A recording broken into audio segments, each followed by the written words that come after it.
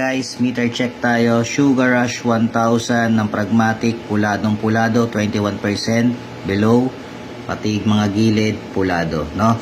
So try natin yan dito sa site na pinaglalaroan natin kung effective ba talaga yan. Okay?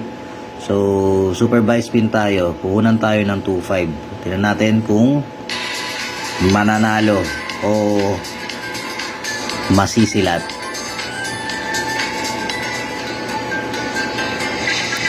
Marami nagko-content na itong meter guide guys, no? Ang katanungan dyan, kung effective ba yan sa lahat ng site na pinaglalaruan natin, no? So ngayon guys, malalaman natin kung totoo ba yan. Ulitin ko lang guys, yung puhunan natin dito is 2.5, pinambay spin natin. Check natin kung mananalo tayo.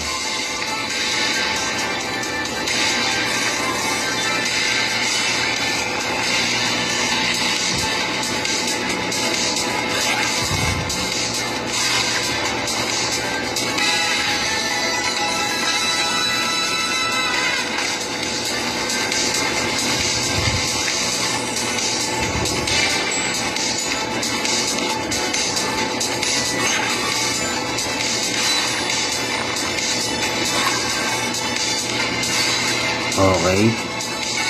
So, bawin na natin guys yung 2.5 na puhunan natin. Maghihintay na lang tayo ng pandagdag sa panalo. Okay. Sabi nga tayo ng 500.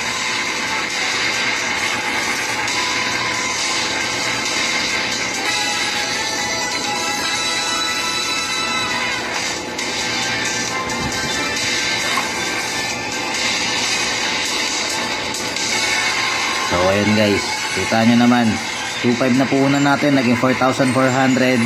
So ibig sabihin legit siya, no? And then kung titingnan natin dito, puladong pulado pa rin siya, Sugar Rush 1000. So yun guys, kung may katanungan kayo regarding dito sa paggamit ng meter guide, pwede nyo po akong i-PM, no? Nang sa ganon, mabigyan ko rin kayo ng idea kung paano siya ginagamit at saan ba siya accurate. So yun lang guys, maraming salamat sa inyo.